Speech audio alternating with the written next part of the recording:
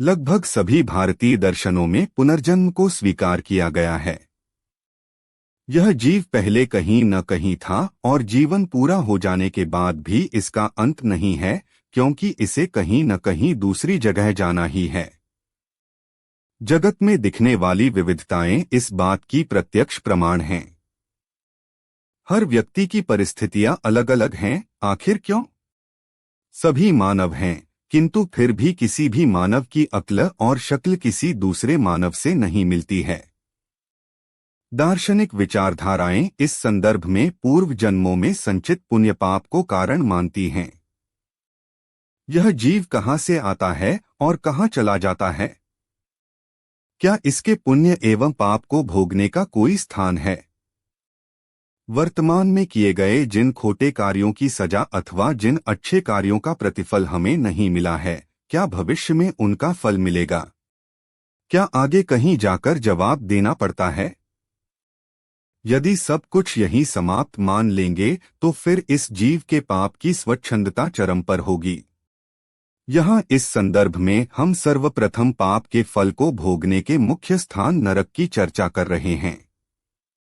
प्रस्तुत अध्याय में ये नरक कहाँ है, कितने हैं, उनकी रचना किस प्रकार की है, वहाँ का वातावरण कैसा है इत्यादि भौगोलिक संरचना की चर्चा करते हुए वहाँ रहने वाले जीवों के दुख, उनके परिणाम एवं परिस्थितियां, उनकी आयु, शरीर की ऊंचाई, अवधि ज्ञान एवं वहाँ जाने के मुख्य कारणों की चर्चा की जाएगी।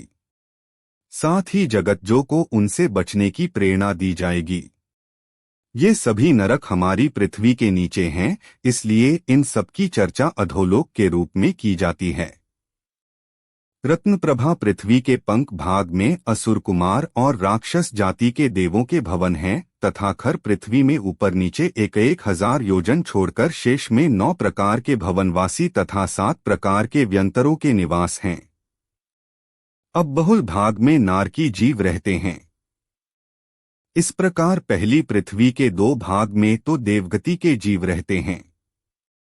अधोलोक की नरक पृथ्वियां, अधो अर्थात नीचे।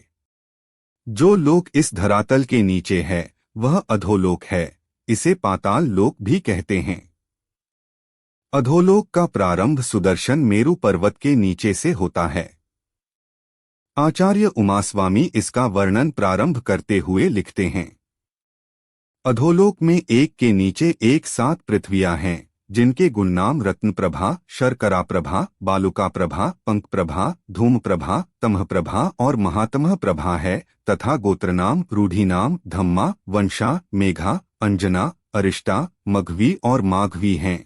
ये गुणनाम अपने अर्थ की सार्थकता लिए हुए हैं। यथा 7 भूमियों में जिसकी प्रभा अनेक रत्नों के समान है, वह रत्न प्रभा भूमि है। वह भूमि अनेक प्रकार के रत्नों से भरी हुई शोभायमान होती है, इसलिए उसका नाम रत्न प्रभा सार्थक है। शेष 6 पृथ्वियां क्रमशः शक्कर, बालू, कीचड़, धूम, अंधकार और महाअंधकार की प्रभा से युक्त हैं। उनके नाम से ही वहां की प्रभा, रोशनी, प्रकाश का भान हो जाता है, इसीलिए इनको गुणनाम कहा गया है। 7 पृथ्वियों की मोटाई। अधोलोक की प्रथम पृथ्वी रत्न प्रभा की मोटाई 1,80,000 योजन है। शर्करा प्रभा पृथ्वी की मोटाई 32,000 योजन, बालुका प्रभा की 28,000 योजन, पंख प्रभा की 24,000 योजन, धूम प्रभा की 20,000 योजन, तमह प्रभा की 16,000 योजन और महातमह प्रभा की मोटाई 8,000 योजन है। इन सभी पृथ्वियों के बीच में असंख्यात योजनों का अंतराल है। ये 7 पृथ्वियों ऊर्ध्व दिशा को छोड़कर 9 दिशाओं में घनोद्धी वातवलय से लगी हुई हैं। इन सभी का आधार घनी हवा एवं आकाश है। ये रत्न प्रभा पृथ्वी के विभाग। अधोलोक में स्थित प्रथम पृथ्वी रत्न प्रभा है, जिसके 3 मुख्य विभाग हैं, 1 खर भाग, 2 पंख भाग, 3 अब बहुल भाग। इन तीनों भागों में खर भाग 16,000 योजन मोटाई वाला, पंख भाग 84,000 योजन तथा अब बहुल भाग 80,000 योजन मोटाई वाला है। इस प्रकार रत्न प्रभा की मोटाई 1,80,000 योजन है। खरभाग में एक 1000 योजन मोटाई तथा लोक के अंत तक फैली हुई 16 पृथ्वियां हैं। इनके बीच में किसी प्रकार का अंतराल नहीं है, जिनके नाम त्रिलोकसार के अनुसार निम्न हैं: 1 चित्रा, 2 वज्रा, 3 वैडूर्या, 4 लोहिता, 5 मसारकल्पा, 6 गोमेदा, 7 प्रवाला, 8 ज्योतिर्सा, 9 अंजना, 10 अंजन मूलिका, 11 अंका, 12 स्फटिका, 13 चंदना, 14 सर्वार्थका, 15 बकुला और 16 शैला।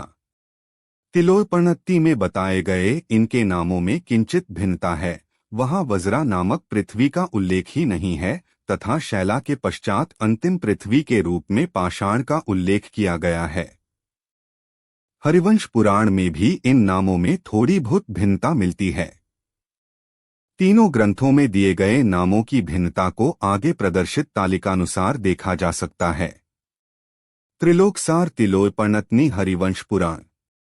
1 चित्रा चित्रा चित्रा, 2 वज्रा वैडूर्य वज्रा, 3 वडूर्या लोहितांक वैडूर्य, 4 लोहिता असारगल्लक लोहितांक, 5 मसारकल्पा गोमेदक मसारगल्ब, 6 गोमेदा प्रवाल गोमेद, 7 प्रवाला ज्योतिरस प्रवाल, 8 ज्योतिर्सा अंजन ज्योति, 9 अंजना अंजन मूल रस, 10 अंजन मूलिका अंक अंजन, 11 अंका स्फटिक अंजन मूल, 12 स्फटिका चंदन अंग, 13 चंदना बरचगत स्फटिक, 14 सर्वार्थका बकुल चंद्राभ, 15 बकुला शैला वर्चस्क, 16 शैला पाषाण बहुशिलामय। चित्रा पृथ्वी में अनेक प्रकार के वर्णों से युक्त मिट्टी, शिलातल, उपल, बालू, शक्कर, शीशा, चांदी, स्वर्ण, वज्र, अयस, लोहा, तांबा, त्रपु, रांगा, सस्यक, सीसा, मणिशिला, हिंगुल, सिंगरफ, हरिताल, अंजन, प्रवाल, मूंगा, गोमेदक, रुचक, राजावर्तमणि, कदम्ब, प्रतर, अभ्रबालुका, स्फटिकमणि, जलकांतमणि, सूर्यकांतमणि, चंद्रप्रभ, वैडूर्यमणि, गेरु, चंद्राश्म, लोहितांक, पद्मरागमणि, बंबई, मरकतमणि, वय, पुष्परागमणि, मोय, कदलीपत्र के वर्ण की नीलमणि और सारंग इत्यादि विविध वर्ण वाली धातुएं हैं। इसीलिए इस पृथ्वी चित्रा नाम से वर्णन किया गया है। पृथ्वियों पर नरकों की संख्या। अधोलोक की 7 पृथ्वियों में 84 लाख नरक बिल हैं। जैन आगम ग्रंथों में अनेक स्थानों पर 7 नरक होने का उल्लेख मिलता है। यह बात पृथ्वियों की अपेक्षा से समझनी चाहिए। उन पृथ्वियों में नारकियों के रहने के लिए अंधेरे कुएं के समान स्थान बने हुए हैं, जिनके लिए बिल शब्द का प्रयोग किया गया है। इनकी संख्या 84 लाख है। तत्वार्थ सूत्र के 3 अध्याय में उमास्वामी आचार्य इनके लिए स्पष्ट रूप से नरक शब्द का ही प्रयोग करते हैं।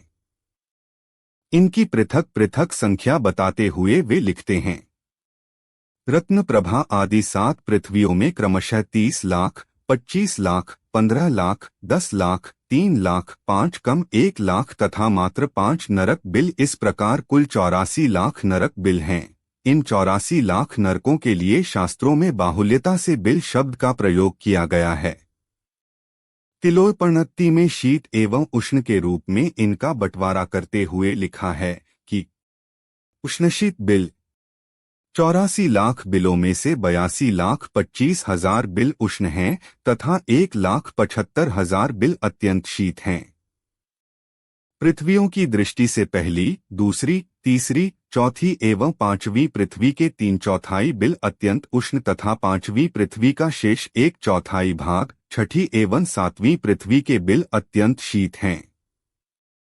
वहां इतनी गर्मी है कि मेरु समान लोहे का शीतल पिंड गोला यदि किसी उष्ण बिल में ऊपर से डाला जाए तो वह तल प्रदेश तक न पहुंचकर बीच में ही पिघलकर नष्ट हो जाए। इसी प्रकार इतनी सर्दी है कि मेरु समान लोहे का उष्ण पिंड यदि शीत बिल में फेंका जाए तो तल तक पहुंचने के पहले ही नमक के टुकड़े समान विलीन हो जाए। सभी नरकों में बकरी, हाथी, भैंस, घोड़ा, गधा, ऊंट, बिल्ली, सर्प और मनुष्यादि के सड़े हुए शरीरों की दुर्गंध से भी अनंत गुनी महादुर्गंध है। अधोलोक के वर्णन में पहला भाग पूर्ण हुआ, आगे की भागों में पूर्ण होगा। जिनवाणी माता की जय।